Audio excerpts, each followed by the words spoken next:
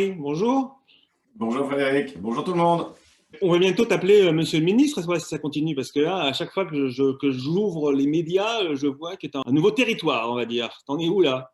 Alors, déjà merci, mais c'est pas du tout le cas. Ça va faire 10 ans en fait que je suis dans ce voyage de Microsoft à Huawei, Laos, puis à Verizon Media, tout ça étant assez cohérent. Et en fait, ça faisait déjà 2 ans que, en plus de la France, j'avais travaillé avec les équipes en Allemagne. Et là, dans la réorganisation qu'on a opérée sur 2021, j'ai repris les équipes espagnoles et italiennes qui sont, enfin, voilà, on se connaît depuis 10 ans puisque c'est aussi des anciens Microsoft pour la plupart dans cette histoire. Et voilà, on se connaît très bien. Donc c'est plus pour mieux s'organiser, mieux répartir les ressources.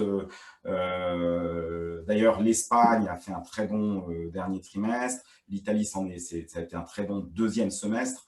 Donc, ce sont des pays qui ont été, avec la France aussi, très touchés en 2020 par la pandémie, mais qui ont eu une extrême résilience. Quant à l'Allemagne, malheureusement, ils nous donnent des leçons tout le temps et ils s'en sont très, très bien tirés en 2020 en termes de business. C'est comme ça passe le principe, justement, effectivement, comme tu dis, il nous donne des leçons, mais à la fin, chez Verizon Media, le patron, il est français.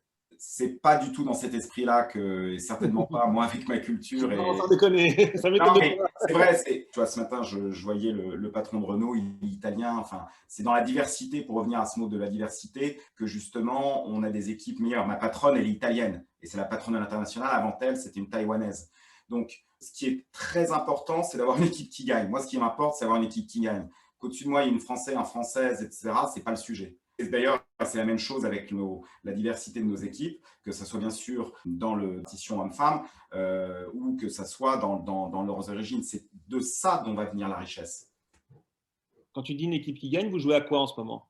On joue à ce pourquoi on a toujours joué, mais sur lequel on est mieux organisé et préparé. On est une société média et tech, et ad tech. Dans la partie média, on est encore la première régie dans le classement Médiamétrie. On touche tous les jours 75% des Français, tous les mois, 75% des Français, et tous les jours, plus d'un tiers, on est à 37%. Ça fait quasiment presque 17 millions de visiteurs uniques tous les jours. Et surtout, c'est en croissance régulière. Bien sûr, cette année, on s'est focalisé sur l'actualité. On a fait un plus 80% sur io.fr, mais ça fait 5 ans qu'on a fait plus 67% de croissance sur io.fr.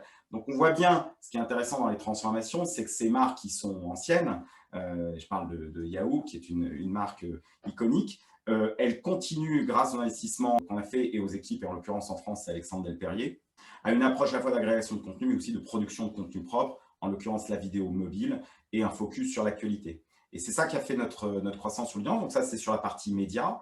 Et puis sur la partie ad tech, on est à la fois SSP et DSP. Ça a été l'année 2020 de la consolidation côté SSP, puisque maintenant, vous vous retrouvez dans Verizon Media Exchange, les inventaires de Yahoo et de Microsoft. Ça a été la plus grosse migration au niveau mondial cet été, puisqu'on a récupéré tous les inventaires de Microsoft dans notre nouvelle SSP. Et côté DSP, ça fait 2 ans déjà qu'il est consolidé, qui est multi-channel, notamment sur le natif, qui a fait le natif qui, sur le premier semestre, a fait plus de 2% quand même en France. Donc, on voit bien que quand on est dans la performance, et puis alors notre native est à la fois transparent et très visible, on arrive à s'en sortir même face à une énorme pandémie.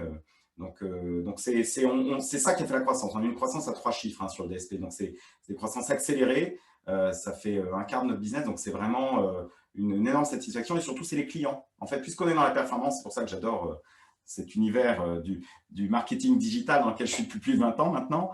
Mais c'est quand tu as un produit qui fonctionne, qui apporte une valeur pour tes clients avec les valeurs qui correspondent à ce qu'ils recherchent, bah, après, ça va très, très vite dans le bouche à oreille.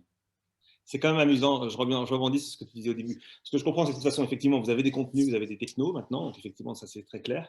Mais c'est vrai que c'est amusant sur le principe quand tu parles de marques un peu anciennes. Quand tu parles de Yahoo, par exemple, j'ose même pas imaginer ce qu'on pense, par exemple, par rapport aux Les Échos, le Figaro, Le Monde, ce genre de choses, effectivement, de se dire. Mais effectivement, et au final, sur cette marque digitale là-dessus qui est Yahoo, effectivement, vous avez construit ce branding autour qui fait que maintenant, il y a effectivement des audiences.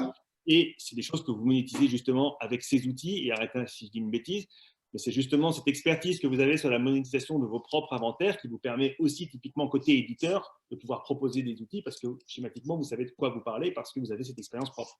Il faut se remettre dans un contexte du duopole. Quand on regarde, et notre histoire même au niveau mondial, oui, certes, on a 900 millions de visiteurs uniques dans le monde. Oui, on a ces chiffres en France qui sont à peu près cohérents, on va dire, sur les 5 principaux pays européens.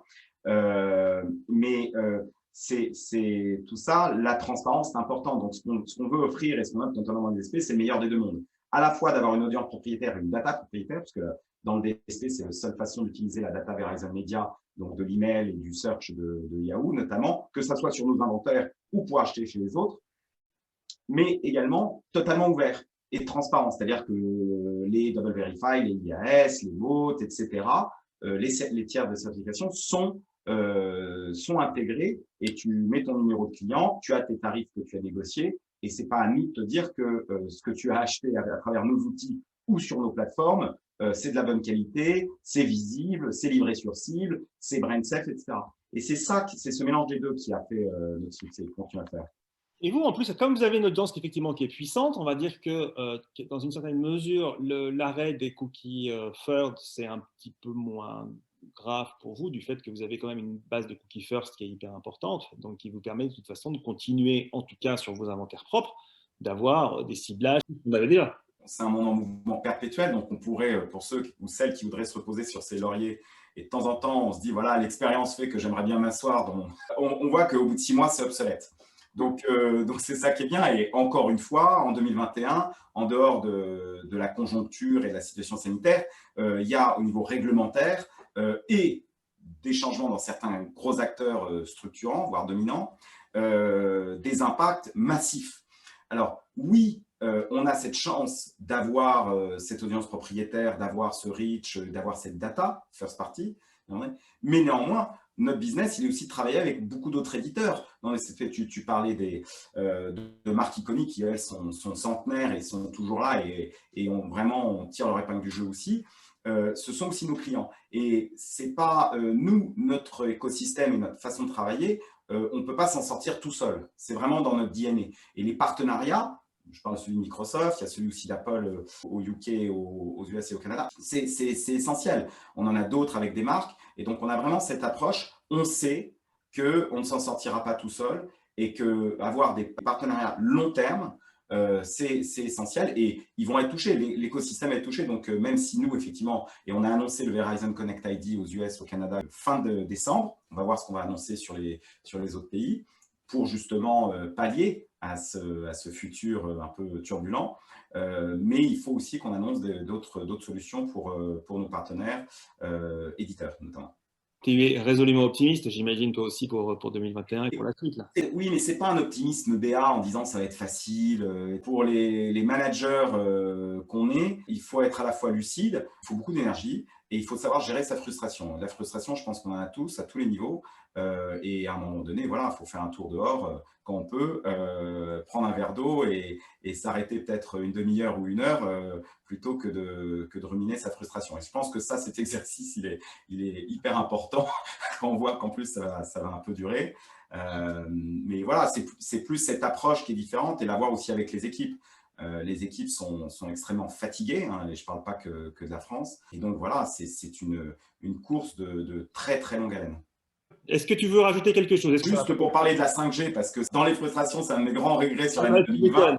Étant Verizon Media, et Verizon est le premier telco mondial et opérant aux États-Unis. 2019, c'était 30 villes en 5G aux États-Unis. 60 villes sont équipées en 5G aux États-Unis sur la fin de l'année 2020. Et on a, début 2020, ouvert notre premier studio 5G à Londres, justement pour la création publicitaire online, pour emmener des clients par Eurostar. Malheureusement, la pandémie est arrivée, donc on l'a fermé, on l'a réouvert à partir de cet été, et là, on vient de le refermer. Mais on a déjà créé pas mal des défilés de mode, on a fait des expériences déjà en XR grâce à notre studio 5G. Hein. Parce que peu importe que tu sois distribué en 4G, etc., mais ça te permet une création publicitaire beaucoup moins chère et beaucoup plus rapide. D'accord. Merci beaucoup, Eric Marie. Eric, au revoir tout le monde.